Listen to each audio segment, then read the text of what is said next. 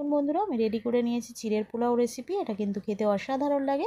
আপনারা অতি অবশ্যই বাড়িতে একবার ট্রাই করে দেখবেন। আশা করি বন্ধুরা আপনাদের ভালো লাগবে। নমস্কার বন্ধুরা, টেস্টি অ্যান্ড ওয়ান বাইট চ্যানেলে আপনাদের স্বাগত। আজকে যে রেসিপিটা নিয়ে আমি হাজির হয়েছি, চিড়ের পোলাও রেসিপি। বন্ধুরা কেমন আছেন? আশা করি বন্ধুরা ভালো আছেন। রেসিপিটা স্টার্ট করার আগে আপনাদের কাছে অনুরোধ রইল, আপনারা কেউ ভিডিওটাকে স্কিপ করবেন না, পুরো ভিডিওটা দেখার জন্য অনুরোধ রইল। দেখুন বন্ধুরা, এখানে আমি যে চিড়েটা নিয়েছি, মিডিয়ামে চিড়েটা নিয়েছি। খুব পাতলা চিড়ে নিলে কিন্তু হবে না। এখানে ডুমো ডুমো করে আলু কেটে নিয়েছি আমি বাদাম ছাড়িয়ে আধখানা করে আমি রেখেছি।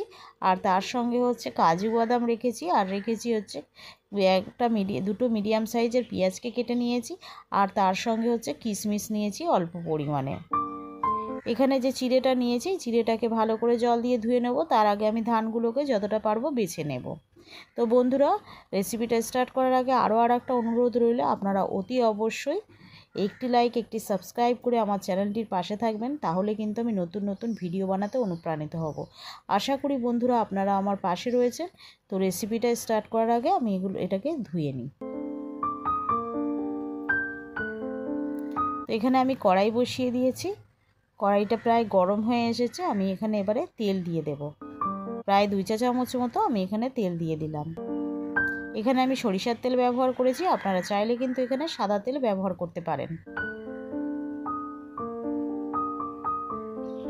তো তেলটা গরম হয়ে গেছে, আমি এখানে দিয়ে দিচ্ছি বাদাম। এটাকে আমি ভালো করে নাড়াচাড়া করে ভেজে নেব। তবে একদম লো ফ্লেমে রেখে ভাজতে হবে, যাতে এটা পুড়ে না যায়। আর এটা ভাজা ভাজা হয়ে গেছে, আমি দিয়ে দিচ্ছি এখানে কাজু বাদাম। এখানে যে কিশমিশগুলো রেখেছিলাম, কিশমিশগুলোকে দিয়ে দিলাম। কিশমিশগুলোকেও ভেজে নেব।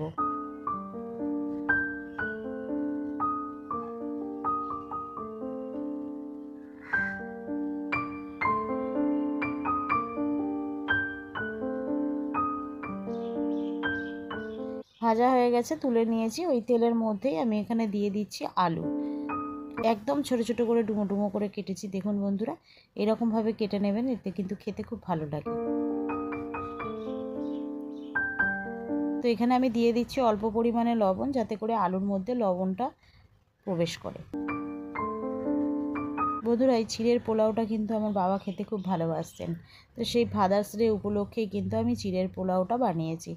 তো বন্ধুরা, আমার বাবা তো নেই। আমি বিগত 1 বছর 1 মাস হলো আমি আমার বাবাকে হারিয়েছি। 13ই মে 1 বছর আর এই 15 দিন মতো হলো। তো বাবাকে হারিয়ে ফেলেছি। তো বাবাকে তো আর ফিরে পাবো না। তো তার স্মৃতিটা মাথায় রেখেই আমি তার জন্য এই রেসিপিটা করছি। আশা করি বন্ধুরা আপনাদের ভালো লাগবে। উনি এই জিনিসটা খেতে ভালোবাসতেন। আপনাদের বাবারা কি খেতে ভালোবাসেন সেটা অতি অবশ্যই কমেন্টে জানাবেন বন্ধুরা। যাদের পিতা আছে তারা খুব ভাগ্যবান, যাদের পিতা নেই তারা কিন্তু খুবই অভাগা। কারণ তাদের অর্থ থাকলেও যত কিছু থাকুক, সেই পিতার স্নেহ কাছে কিছু হয় না। আর পিতার মতো বটবৃক্ষ ছাড়া তাদের জীবনটা কিন্তু অসম্পূর্ণ বন্ধুরা। এখানে আমি পেঁয়াজ দিয়ে দিলাম। দুটো মিডিয়াম সাইজের পেঁয়াজকে কেটে রেখেছিলাম। এটাকে আমি ভালো করে ভেজে নেব।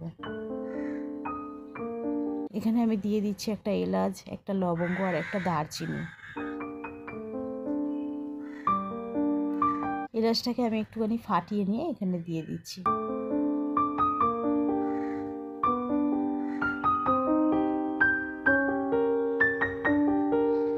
একটা মেয়ে সন্তানের কাছে বন্ধুরা সর্বদাই পিতার স্নেহটা অনেক বড় জিনিস। তো সর্বদা পিতাকে স্নেহ করো, পিতাকে সর্বদা মাথায় করে রাখার চেষ্টা করো যাদের পিতা আছে। আর যাদের নেই তারা কিন্তু আমার মতোই দুর্ভাগা, সারাটা জীবনই দুর্ভাগাই থাকবে।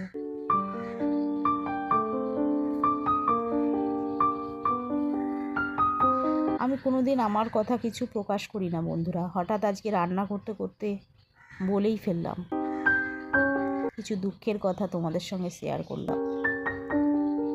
তো বন্ধুরা, এখানে আমি দেখুন চিড়েগুলোকে যে ধুয়ে রেখেছিলাম সেগুলো কিন্তু ঝরঝরে হয়ে গেছে, ভিজে গিয়ে একদম ঝরঝরে হয়ে গেছে। আমি ধানগুলোকেও যতটা পেরেছি বেছে নিয়েছি। এবারেও আমি আরও একটু ভালো করে দেখে নেব।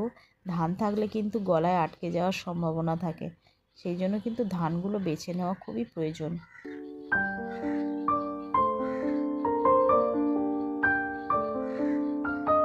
এখানে আলু আর পেঁয়াজটা কিন্তু ভাজা ভাজা হয়ে গেছে প্রায়।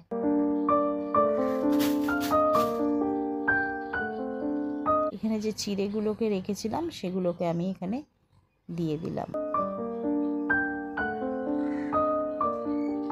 দিয়ে দিচ্ছি আমি অল্প পরিমাণে হলুদ।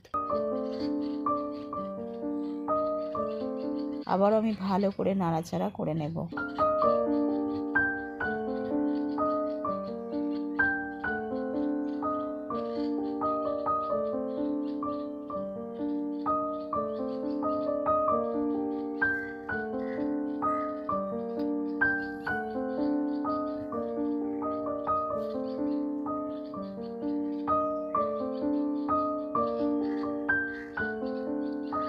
এখানে আমি দিয়ে দিচ্ছি স্বাদ অনুযায়ী লবণ,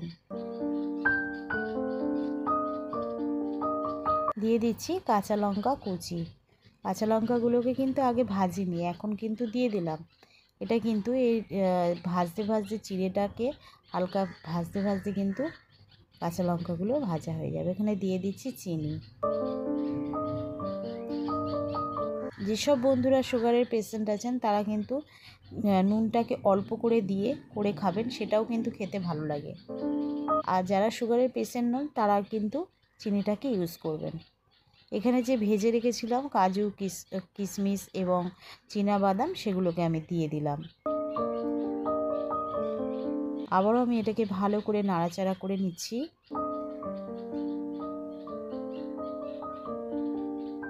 এখানে দিয়ে দিচ্ছি 1 চা চামচ মতো ঘি। ঘিটা কিন্তু দিতে হবে, তাহলে কিন্তু খেতে ভালো লাগবে, ফ্লেভারটা ভালো আসবে। ঘিটা কিন্তু অতি অবশ্যই দিতে হবে। আবার ওই ভালো করে নাড়াচাড়া করে এটাকে ফ্রাই করে নিচ্ছি। লাস্টে দিয়ে দিচ্ছি অল্প পরিমাণে একদম 2 চিমটি মতো গরম মশলার গুঁড়ো। আবারও আমি এটাকে ভালো করে নাড়াচাড়া করে নেব।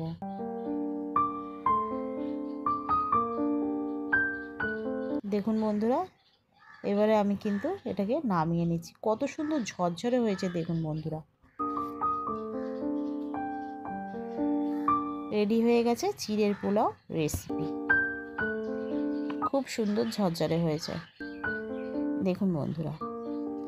তো বন্ধুরা অতি অবশ্যই বাড়িতে একবার ট্রাই করে দেখবেন রেসিপিটা। আশা করি বন্ধুরা আপনাদের ভালো লাগবে। যদি ভিডিওটা ভালো লাগে তাহলে অতি অবশ্যই একটি লাইক, একটি সাবস্ক্রাইব করে চ্যানেলটির পাশে থাকবেন। তার সঙ্গে বেল আইকনটা প্রেস করতে ভুলবেন না। বেল আইকনটা প্রেস করলে সবার আগে নোটিফিকেশান আপনাদের কাছে পৌঁছে যাবে আমি যে নিত্যদিন ভিডিওগুলো ছাড়ি। আর তার সঙ্গে অতি অবশ্যই কমেন্ট বক্সে জানাবেন কার পিতা কী খেতে ভালোবাসতেন, এবং এখনও পর্যন্ত যাদের পিতা আছেন তারাও কমেন্ট করে জানাবেন তাদের বাবারা কী খেতে ভালোবাসেন। তো বন্ধুরা এছাড়াও জানাবেন রেসিপিটা কেমন লাগলো, আর অতি অবশ্যই বেশি বেশি করে ভিডিওটাকে শেয়ার করে দেবেন। আবার একটা নতুন রেসিপি নিয়ে আমি হাজির হব। ততক্ষণ বন্ধুরা আপনারা সুস্থ থাকবেন, ভালো থাকবেন। আজকের মতো এইটুকুনি, ধন্যবাদ।